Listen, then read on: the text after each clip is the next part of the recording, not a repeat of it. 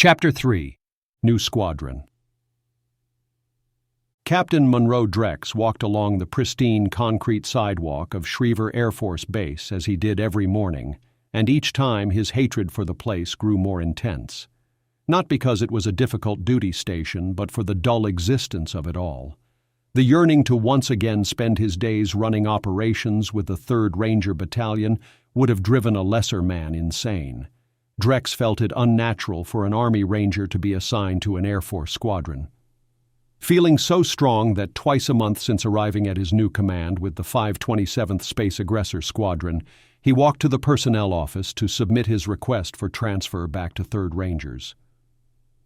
Making the request had become futile, but it was one he needed to make regardless that each submission was merely denied the very next day. Drex knew from years in the military that he was stuck in his current duty station, because at no time in military history had paperwork moved fast enough to receive a reply within 24 hours. "Sergeant First Class Monroe Drex!" Drex heard someone call out from a distance just as he approached the administration building. He turned to face a familiar voice, one Drex quickly recognized as the man approached. "Jake," he responded, surprised. They had only crossed paths a few times in the 15 years since they completed Ranger training. Spotting the captain bars on Drex's uniform, Jake quickly stopped, went to attention, and rendered a salute. Drex returned his salute, stretching out his hand to shake Jake's. He was grateful to shake the hand of another Ranger. "Holy shit, man. You went commissioned? Last I heard you were running operations in Afghanistan. I actually even thought you had eaten the big one there," Jake said with a hint of excitement in his voice as they shook hands. After a year at Schriever Air Force Base, Drex thought, probably would have been better than this. "Yeah, after I finished officer candidate training, I did another tour overseas. Then I was stationed here."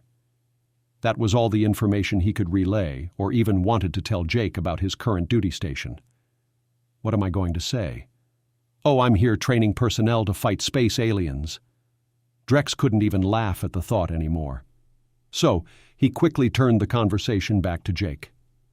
"So, I see you made Master Sergeant. Congratulations." Jake's chin rose slightly higher, causing him to look taller.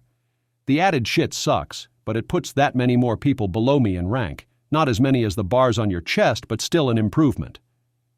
Drex couldn't resist his burning curiosity as to why Jake was here any longer and asked, "What brings you to Schriever?" Jake's lips puckered as if he had tasted something sour. "I had better check in and get to where I need to be, sir. This is personnel?" he asked, pointing to the building nearest them. "Yes," Drex replied. Recognizing the deflection for what it was, and understanding that their conversation was over, he turned slightly and reached out to the door for personnel administration. "Get a beer later in town?"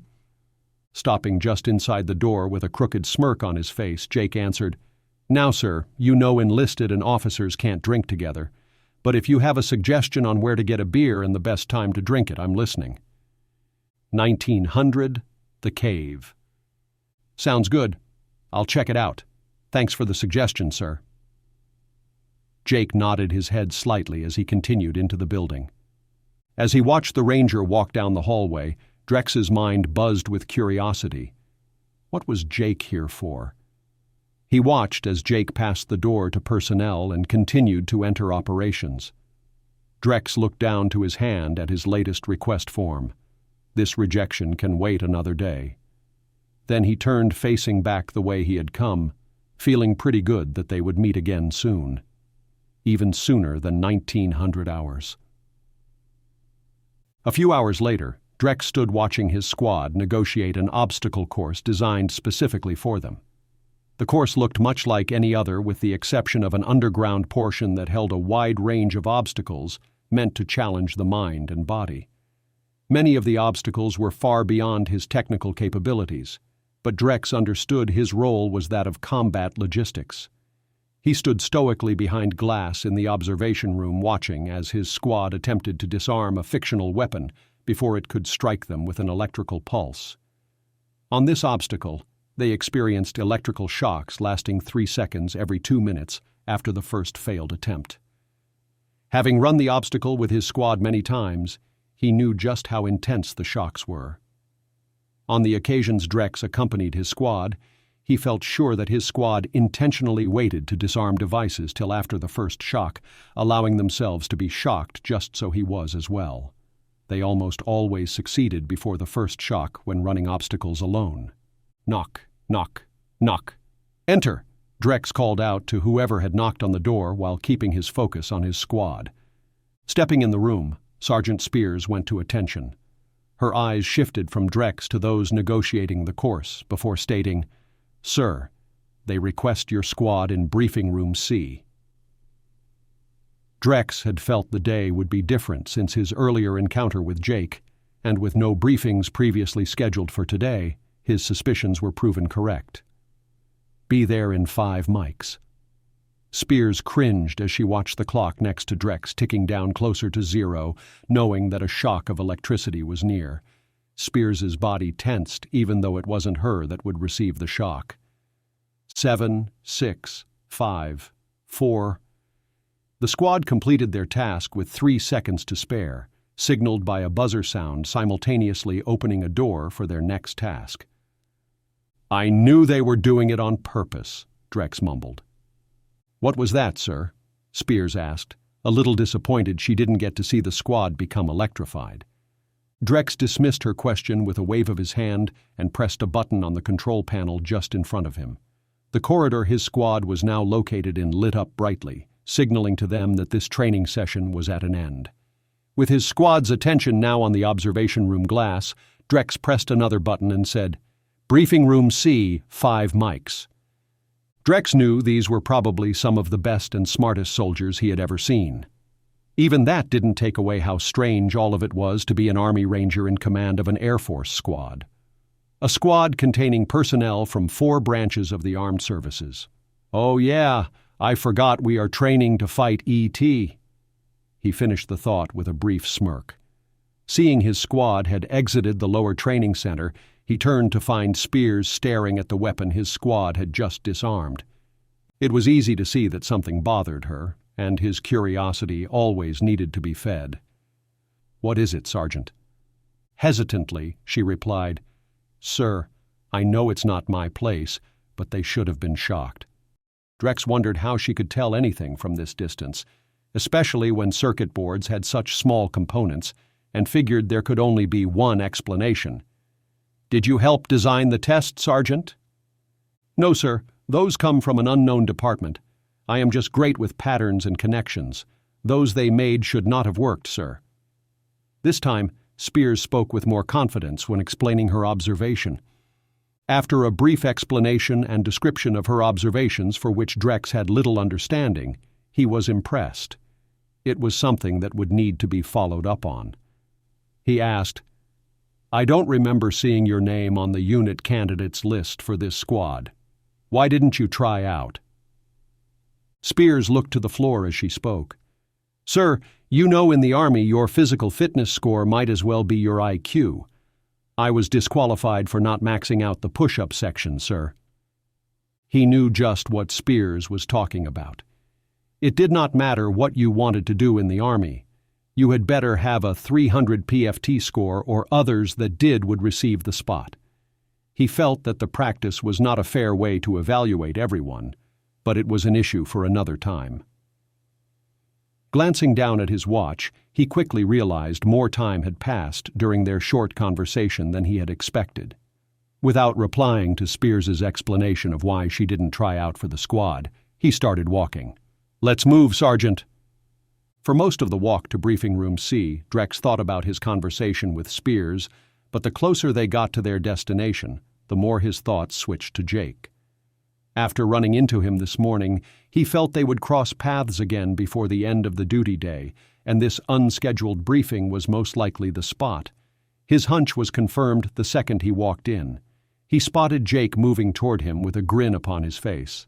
Only this time he was wearing eagles on his uniform instead of sergeant stripes. "Captain, good to see you here. I figured it would be the case when I sighted a fellow ranger on an Air Force base," Jake said as he neared. "Full bird, Colonel?" Drex replied, letting that and his expression stand for multiple questions he wanted to ask. Jake knew exactly what was going through Drex's mind and attempted to quickly answer what he believed would be the biggest question: his current rank. "Been an officer from the start. My cover is enlisted, as you knew me before today. I'll cover the rest later." Jake spotted the last of Alpha Squad entering the room. "Looks like everyone is here, so let's get started." Jake turned back to the front of the room. Drex thought back to when he first met Jake as a young E4 specialist in Ranger training at Fort Benning, Georgia, and all the times their paths crossed since. Not once did it seem there was anything out of the ordinary about him, and that brought up many more questions that would have to wait. But for now, Drex wondered what new training scenarios they would introduce him and his team to, or if it was to be another theory of how they might be attacked by ET. It didn't really matter because he knew it wouldn't be any different from all the others during his 14 months as command of Alpha Squad. The second he heard Jake speak, boredom began to take hold, knowing how most of these sessions begin with the qualifications and background of the speaker. However, with the current revelation about Jake, Drex thought it would be great to hear what background he would share.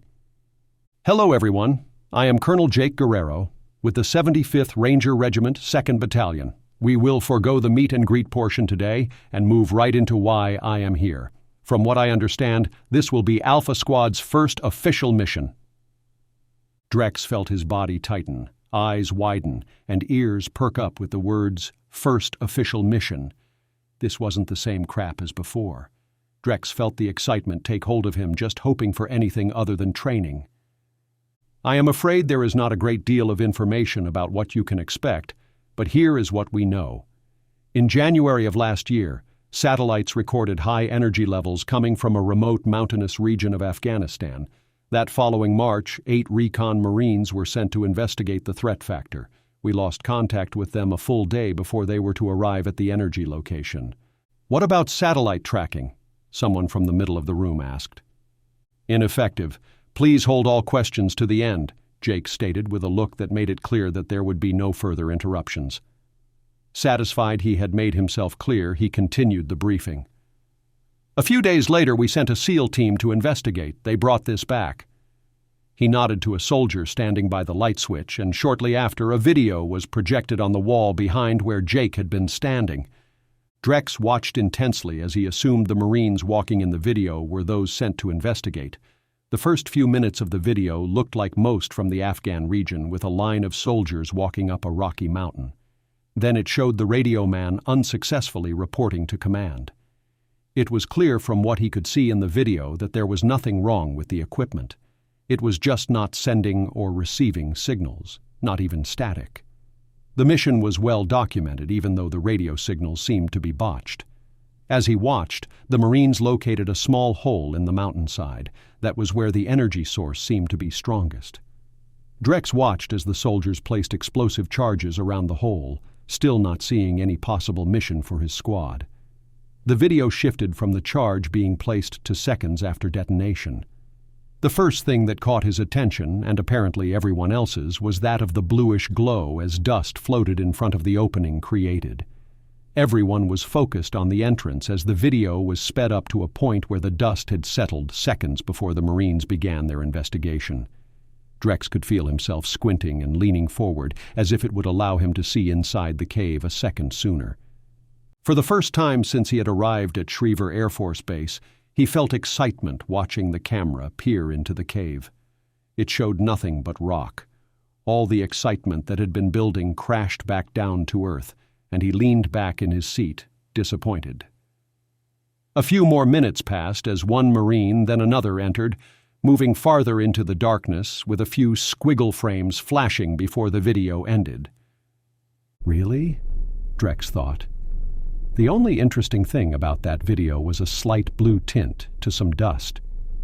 The video ended, and the lights turned on. Jake studied the faces in front of him, most of whom looked as though they had just watched a bad commercial. "Questions?" Drex raised his hand. "What happened to the Marines?" Drex's first concern was always the safety of his soldiers. Jake looked to his fellow ranger before replying. "Their whereabouts are unknown at this time. We recovered the video at the cave entrance." After giving his answer to Drex's question, Seconds passed as no further hands went up. "Okay, if there are no further questions, we will—" "I have one," Sergeant Spears said from the back of the room. Since she was with support and not a squad member, she was unsure if it was okay to ask a question but couldn't resist. Jake looked in her direction. "Yes?" Spears hesitated slightly, then asked, "The last image in the video was that of a person in the glass." After hearing her question, everyone looked to her as if she had not watched the same thing they had, except for one. "What is your name?" Jake asked, with a puzzled yet intrigued look. "Sergeant Spears." "Well, Sergeant, not sure how you were able to notice what nobody else could until they enhanced the video and slowed it down, but you are correct. The last second of the video contained 30 minutes of footage." Jake had to stop and let the room settle down before continuing. "The footage will only be provided in the team's security room. However, for now, here are some slides." With each one he presented to the room came awe and fascination, but no more so than when the image of a human-like creature encased in a blue shield appeared. Drex's excitement returned and magnified with each slide. It might not be combat, but this is some cool shit, he thought. He wanted to get his hands on the recovered video. The briefing carried on for another 10 minutes as mission excitement grew. He just could not wait to get dirt on his boots that wasn't from training. He heard Jake say, "Alpha Squad report to your team security room at 1100 hours. That is all." Drex knew there was only one thing to do before leaving the room. Standing up and turning, he spotted the person he was looking for and headed over.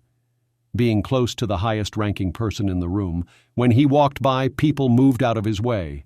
It only took seconds before he was standing in front of Sergeant Spears saying, "Push-ups can't help people see what you do. Report to Team Room 1100 hours. Welcome to Alpha Squad."